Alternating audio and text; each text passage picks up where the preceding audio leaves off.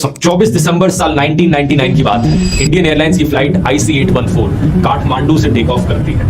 ये फ्लाइट दिल्ली जा रही है और आमतौर पर काठमांडू से दिल्ली जाने में करीब 2 घंटे का समय लगता है, लेकिन इस फ्लाइट में बैठे पैसेंजर्स और क्रू मेंबर्स इस बात से अनजान है कि इनके लिए दिल्ली की दूरी बहुत दूर होने वाली है। इस प्लेन को 5 लोगों के द्वारा हाईजैक कर लिया जाता है और ये हाईजैकर्स पैसेंजर्स को रिहा करने के लिए $200 मिलियन की रकम मांगते हैं इंडियन सरकार से। साथ ही साथ कुछ और बड़ी डिमांड्स, जैसे कि कुछ आतंकवादियों को जेल से रिलीज करना। अगले 7 दिन तक पूरा देश दिल थाम कर इस हंगामे को टेलीविजन न्यूज पर होते हुए देखता है।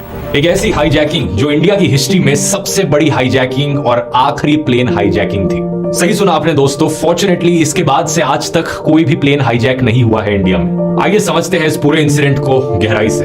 इस फ्लाइट के काठमांडू से टेक ऑफ होने के कुछ ही देर बाद फ्लाइट में पैसेंजर्स को खाना सर्व किया जाता है और जब पैसेंजर्स अपना लंच खा रहे थे तभी अचानक से 4 मास्क पहने लोग खड़े होते हैं, लोगों का खाना छीनना शुरू करते हैं और अनाउंस करते हैं फ्लाइट में इस प्लेन को अब हाईजैक किया जा चुका है।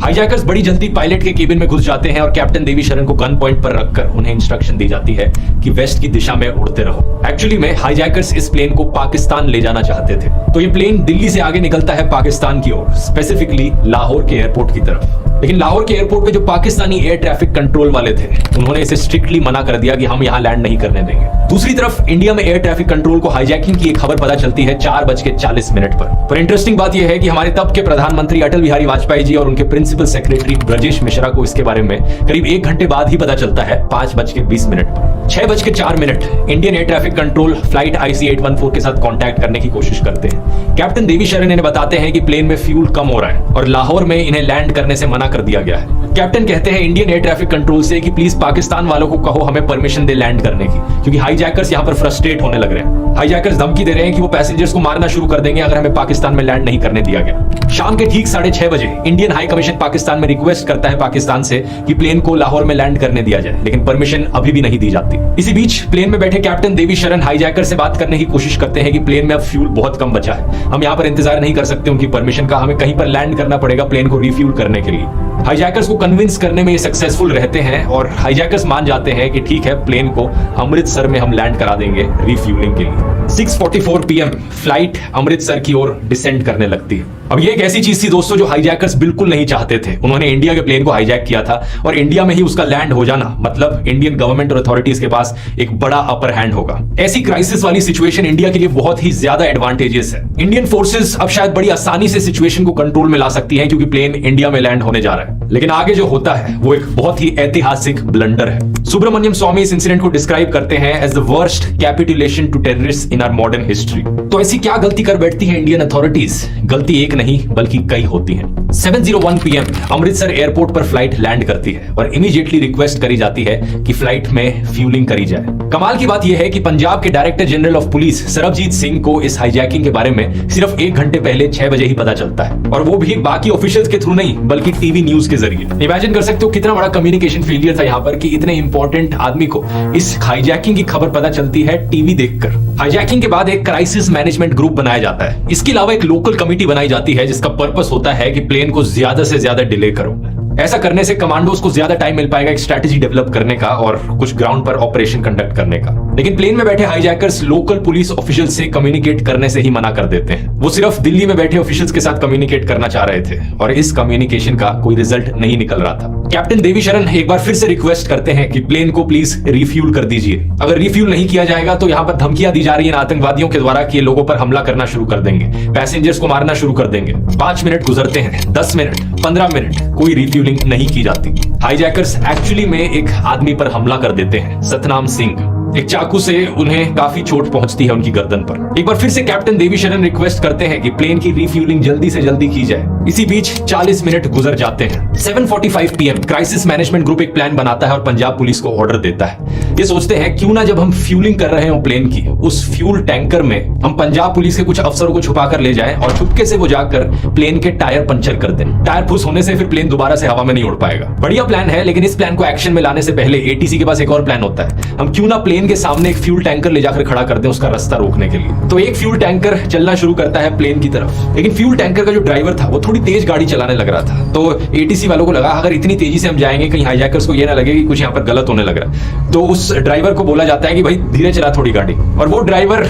मिसकम्युनिकेशन कहो या क्या कहो, वो अचानक से रोक देता है फ्यूल टैंकर को। प्लेन में कॉकपिट में जो बैठे थे हाईजैकर्स और कैप्टन, वो इस चीज को होते हुए देखते हैं और हाईजैकर्स को देखकर लगता है भाई ये क्या हो रहा है, पहले ये गाड़ी बड़ी तेजी से हमारी तरफ आ रही थी और फिर अचानक से रुक गई, यहाँ पर कुछ तो मसला है, ये कुछ ना कुछ खेल खेलने की कोशिश कर रहे हैं। और हाईजैकर्स फ्रस्ट्रेट हो गए, उन्होंने कहा बहुत हुई रिफ्यूलिंग, प्लेन को वापस हवा में ले जाया जाएगा बिना रिफ्यूलिंग के। कैप्टन शरण को तुरंत प्रेशराइज किया जाता है कि प्लेन को दोबारा से हवा में उड़ाया जाए, और ये जो फ्यूल टैंकर प्लेन के सामने खड़ा है इसे इग्नोर करो, टक्कर मार दो, जो करना है करो, प्लेन को दोबारा से हवा में उड़ाओ। प्रेशर में आकर कैप्टन शरण फिर से प्लेन को टेक ऑफ के लिए तैयार करते हैं। रनवे पर स्पीड करते वक्त वो बाल बाल बचते हैं उस फ्यूल टैंकर से जो प्लेन के सामने था। ऑलमोस्ट यहाँ पर एक्सीडेंट हो गया था, लेकिन नहीं होता और प्लेन एक बार फिर से हवा में चले जाता है। ये होता है एग्जैक्टली 7:49 PM पर, वही समय जिस टाइम पर एनएसजी के कमांडोज एयरपोर्ट पर पहुंचते हैं। ऑपरेशन पूरी तरीके से बैकफायर कर जाता है, एनएसजी के कमांडोज को कोई मौका ही नहीं मिल पाता एक्शन लेने का।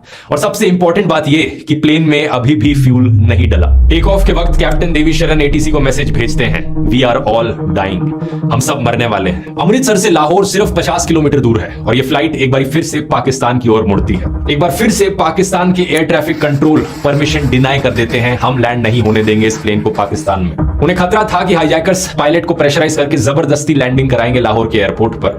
तो पाकिस्तान के एयरपोर्ट पर एक्चुअली में सारी लाइट्स को बंद कर दिया जाता है, जो भी नेविगेशनल एड्स और लाइटें मौजूद थी एयरपोर्ट पर सब टर्न्ड ऑफ, ताकि प्लेन को लैंड करना भी चाहे तो करना बहुत मुश्किल हो बिना लाइटों के। लेकिन कैप्टन शरण के ऊपर प्रेशर इतना ज्यादा होता है हाईजैकर्स की तरफ से कि वो कहते हैं हमें नहीं फर्क पड़ता यहाँ रनवे दिख रहा है या नहीं दिख रहा, हमें प्लेन को लैंड कराना है, कहीं भी करा लो लैंड। तो फ्लाइट धीरे धीरे नीचे आती है और अचानक से कैप्टन शरण रियलाइज करते हैं कि वो एक हाईवे के ऊपर क्रैश लैंड करने जा रहे हैं। ये देखकर वो एक फाइनल रिक्वेस्ट करते हैं पाकिस्तान के एयर ट्रैफिक कंट्रोल से, हम एक हाईवे पर क्रैश लैंड कर जाएंगे अगर हमें आपने अपने एयरपोर्ट पर लैंड नहीं करने दिया। ये सुनकर finally air traffic control Lahore airport का एग्री कर जाता है और ये प्लेन लाहौर में लैंड करता है 8:07 पर। इंडिया की तरफ से पाकिस्तान के एयरपोर्ट ऑफिशियल्स को बोला जाता है कि प्लीज इस प्लेन को दोबारा से मत उड़ने देना। इंडिया का प्लान था कि इस्लामाबाद में बैठे इंडियन हाई कमिश्नर जी पार्थसारथी को भेजा जाएगा हाईजैकर्स के साथ नेगोशिएट करने के लिए। यहां पाकिस्तान के इस एयरपोर्ट पर फाइनली इस विमान को रिफ्यूल किया जाता है और प्लेन को दोबारा टेक ऑफ होने से रोकने के लिए फिर से लाइटें स्विच ऑफ कर दी जाती हैं और कमांडोज इस प्लेन को घेर लेते हैं। अपेरेंटली हाईजैकर्स के साथ नेगोशिएट करने की भी कोशिश करी जाती है पाकिस्तानी फोर्सेस के द्वारा। वो कहते हैं कि औरतों और बच्चों को रिलीज कर दो, लेकिन ये नेगोशिएशंस फेल हो जाते हैं। हाईजैकर्स इस बात से फ्रस्ट्रेट हो चुके होते हैं कि कोई सोल्यूशन नहीं निकल रहा है उनके नेगोशिएशंस का, उनकी डिमांड्स को फुलफिल नहीं किया जा रहा है अभी तक। एक और पैसेंजर पर हमला किया जाता है, रूपिन कटियाल, 25 साल के गुड़गांव के आदमी जो अपनी वाइफ के साथ हनीमून से लौट रहे थे।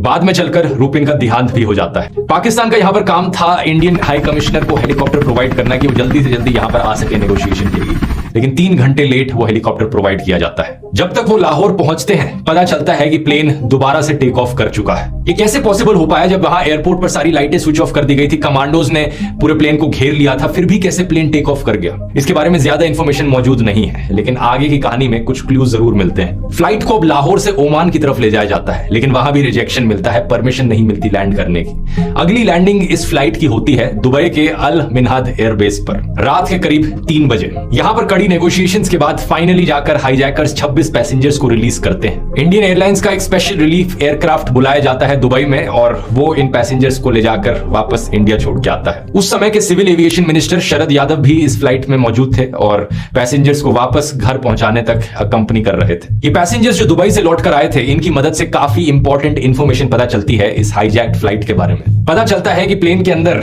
आदमियों और औरतों और बच्चों को सेग्रीगेट करके रखा गया है और सब पर ब्लाइंड फोल्ड लगा रखा है, सबकी आंखों पर एक पट्टी लगी हुई है जिससे कि किसी को भी दिख ना सके। कुछ औरतों ने क्लेम किया कि हाईजैकर्स एक्चुअली में डिसेंटली बिहेव कर रहे थे उनके साथ और बच्चों को लेकर काफी अफेक्शनेट थे। बताया जाता है इनके द्वारा कि 5 हाईजैकर्स थे जिन्होंने अपने अलग अलग नाम रख रखे थे। सबसे बड़ा इनका लीडर जो अपने आप को चीफ करके पुकारता था, और इसके अलावा जो 4 रहे वो बर्गर, डॉक्टर, शंकर और बोला। ये इनके फर्जी नाम थे जो ये इस्तेमाल कर रहे थे हाईजैकिंग के वक्त, लेकिन इनके असली नाम हमें बाद में पता चलते हैं। इब्राहिम अख्तर, शाहिद अख्तर सईद, सन्नी अहमद काजी, जहूर मिस्त्री और शकीर।